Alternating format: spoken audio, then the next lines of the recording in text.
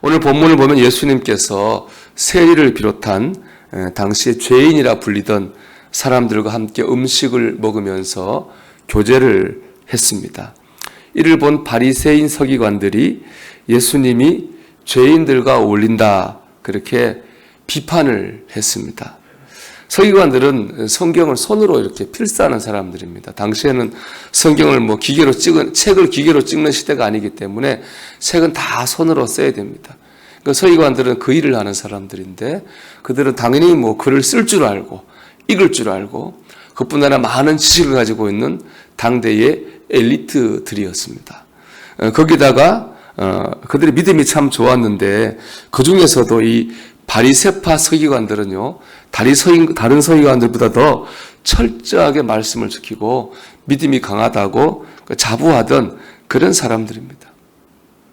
그렇기 때문에 그들이 보기에 죄인들과 어울리지 말라는 율법을 어기는 예수님이 좋게 보일 수가 없었던 거죠. 그래서 예수님을 비난했죠.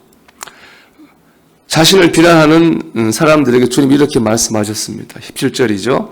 건강한 자에게는 의사가 쓸데없고 병든 자에게라야 쓸데있느니라. 나는 의인을 부르러 온 것이 아니요 죄인을 부르러 왔노라 하시니라. 그렇습니다. 예수님은요, 우리 영혼을 고치는 의사로 오셨습니다.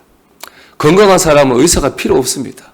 의사는 건강한 사람이 아니라 아픈 사람에게 필요한 사람입니다. 예수님은 죄로 영혼이 병든 사람을 위해서 오셨어요. 그런데 중요한 것은 의인은 없나니 하나도 없다는 그 말씀처럼 이 땅에 영혼이 병 없는 사람이 아무도 없습니다. 다 죄로 영혼이 병들어 있어요. 그래서 예수님은 모두에게 필요한 영혼의 의사고 구원자로 오셨습니다. 예수님을 통해서 병든 영혼을 구원하는 것이 하나님 아버지의 뜻이었습니다. 그런데 여러분, 이게 중요한 거예요. 왜 서기관들은 하나님의 이 뜻을 몰랐느냐 하는 겁니다. 그렇지 않습니까? 서기관들은 하는 일이 매일 하나님 말씀 쓰는 일이 일인 사람들입니다. 거기다 누구보다 하나님을 잘 믿는 사람들입니다. 하나님 말씀도 잘 알고 하나님도 잘 믿는 그들이 정작 예수님을 보낸 하나님의 뜻을 몰랐습니다. 그들의 눈이 가리워진 거죠. 무엇이 그들의 눈을 가리고 어둡게 만들었을까요? 이걸 우리로 적용한다면 이런 겁니다. 하나님을 믿는 우리가 하나님 뜻을 오히려 모르는 거예요. 하나님을 믿고 예배해서 다른 사람들보다 그래도 하나님을 잘 알고 하나님 말씀을 잘한다고 생각할 수 있는 우리가 우리 하나님의 뜻을 모르고 사는 거죠. 그거와 똑같은 것입니다. 과연 무엇이 우리의 영적인 눈을 가리는 것일까요? 문제는요, 교만입니다.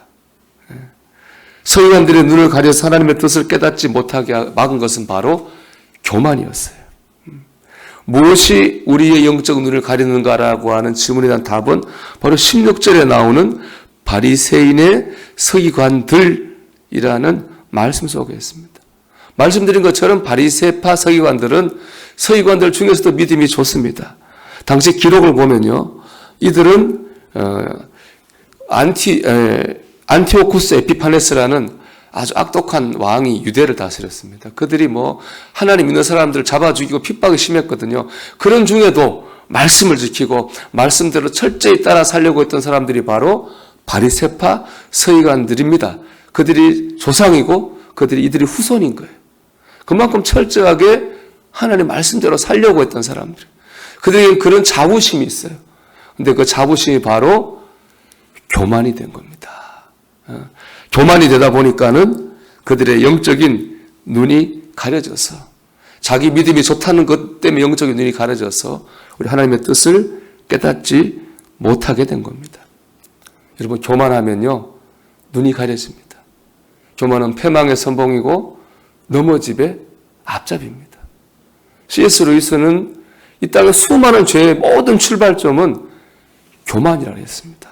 우리 교만하면 안 되는 거죠. 세계적인 기독교 윤리학자 라이널드 니버가요, 교만에 대해서 연구하고 밧들이 인간에게는 네 가지 교만이 있다 그랬습니다. 첫째는 권력적 교만입니다. 지위를 이용한 거죠. 내가 그 사람보다 높은 지위에 있기 때문에 다른 사람을 무시하는 거예요. 두 번째는 지식적 교만입니다. 내가 다른 사람보다 많이 안다고 생각해요. 그래서 다른 사람 말을 안 들어요. 세 번째는 도덕적 교만이에요. 내가 다른 사람보다 더 착하게 산다, 우월하다, 그런 교만이 있고요. 네 번째 교만이 영적 교만입니다. 영적 교만은 내 신앙이 남들보다 낫다고 생각합니다. 나는 다른 사람보다도 하나님과 특별한 관계를 유지하고 있다고 생각해요. 니보리함이 네 가지 교만 중에 제일 위험한 교만은 네 번째 영적인 교만이라고 그랬어요. 왜냐하면 영적인 교만은 사람의 영혼을 죽이기 때문입니다. 우리 자신을 돌아보기를 바랍니다. 여러분, 우리 안에 교만 있지 않습니까? 정말 위험한 것은 교만한 사람은 자기가 교만한 줄 몰라요. 그래서 기도가 필요한 거예요. 우리가 진리의 성령께서 조명하신다 하잖아요. 진리의 성령께서 밝혀주시는 거예요. 내가 교만한지 안 한지 깨닫게 하시는 거예요. 우리에게는 이런 성령의 조명함이 필요한 겁니다. 여러분, 우리 안에 교만이 있다면 쫓아내야 됩니다. 그래야 하나님의 뜻을 깨달을 수 있고 하나님의 뜻대로 살 수 있기 때문에 그렇습니다. 제가 설교 준비하면서 도전이 된 구절이 있었는데요. 윌리엄 거널이라는 분이 하신 말씀입니다. 가장 행함이 적은 사람이 가장 자랑을 많이 합니다. 그랬어요.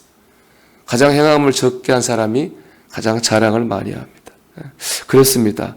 주님을 보며 사는 사람은 자기를 자랑하거나 드러내지 않습니다. 자기가 행했다고 하는 것은 주님과의 관계에서 보면 내가 받은 이 사랑의 빛을 갚는 것에 불과하기 때문에 그렇습니다.